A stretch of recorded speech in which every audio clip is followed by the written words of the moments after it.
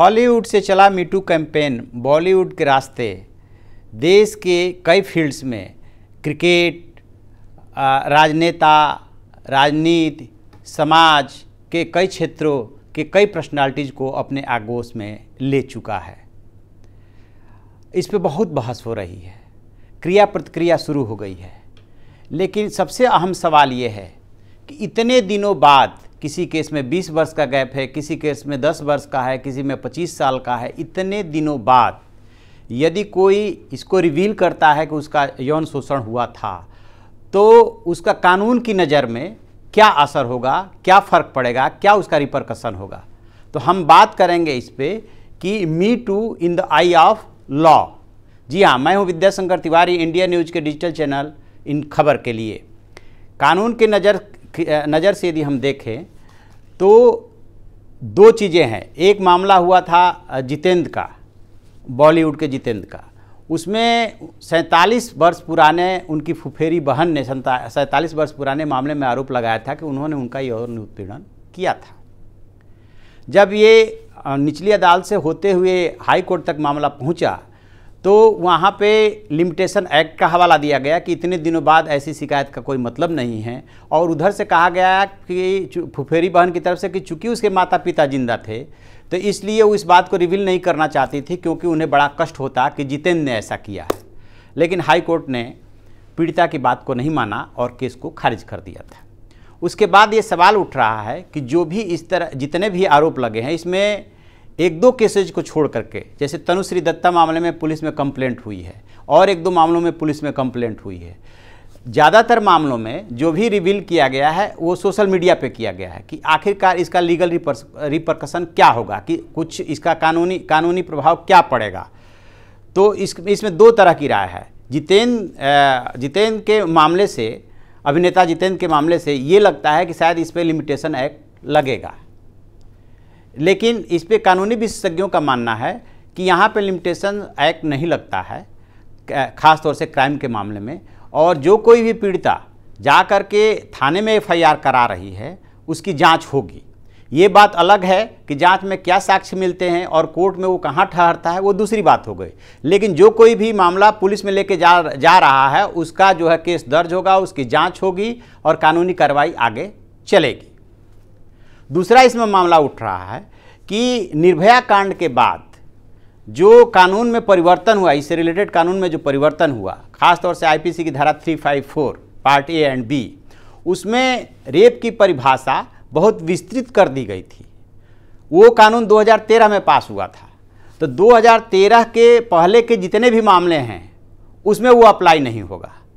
तो जो आरोप लग रहे हैं वो उन मामलों में, ज़्यादातर मामले 2013 से पहले के हैं, एक तो वो कानून उसमें नहीं लगने जा रहा है। दूसरा, वकीलों और कानूनी विशेषज्ञों का मानना है कि इसमें लिमिटेशन एक्ट नहीं लगेगा। लेकिन अदालत ये जरूर देखेगी कि कौन सा आरोप किस मंशा से लगाया गया है और उसमें कोई तथ्य भी है कि नहीं है। हालांकि रेप के मामलों में जो पीड़िता का बयान होता है, सुप्रीम कोर्ट और हाई कोर्ट इस मामले में कई बार बोल चुका है, वो पीड़िता का बयान होता है, वो पुख्ता एविडेंस माना जाता है।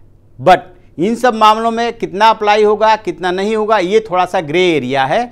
लेकिन जब तक आप पुलिस में जाके कंप्लेंट नहीं करेंगे तब तक सोशल मीडिया पर रिवील करने से उसमें कानूनी कार्रवाई ऑटोमेटिक शुरू नहीं होगी। ये रही कानून की बात। दूसरा, मीटू कैंपेन के बारे में महत्वपूर्ण बात यह है कि अब ये दूसरे दौर में प्रवेश कर रहा है ये कैंपेन। महिलाएं शिकायत कर रही हैं पुरुषों के खिलाफ और पुरुषों की तरफ से भी महिलाएं आगे आने लगी है, जैसे उनकी पत्नी, किसी की बेटी, किसी की गर्लफ्रेंड। और उनका कहना ये है कि जो उनके दोस्त, पति, भाई, पिता पे आरोप लगाए जा रहे हैं वो गलत हैं। तो एक तरह से अब ये जो लड़ाई है वो महिला वर्सेज महिला होने जा रहा है। पुरुष के साथ तो है ही, और दूसरी तरफ से भी डिफेमेशन के केस शुरू हो गया है। पहले वाले मामले में नाना पाटेकर ने अपनी तरफ से कार्रवाई की थी, दूसरे मामले में एमजे अकबर ने भी कार्रवाई शुरू कर दी, और भी कई मामले आ रहे हैं जिसमें कि दूसरे पक्ष से कार्रवाई शुरू हो गई है। लिहाजा इस पे जो है, हालांकि केंद्र सरकार ने इस मामले में एक कमेटी बना दी है और दिल्ली महिला आयोग ने सीधे महिलाओं से कहा है कि जिस किसी के साथ भी ऐसा हुआ हो वो सीधे मेल से उनको कमीशन को कंप्लेंट कर सकता है।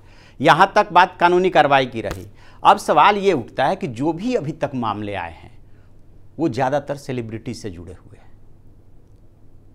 मीटू कैंपेन में अभी तक कोई ऐसा मामला देखने, सुनने, पढ़ने में नहीं आया कि कोई सामान्य महिला आगे आकर के इस मामले में कुछ भी कंप्लेंट किया हो। ऐसा नहीं है।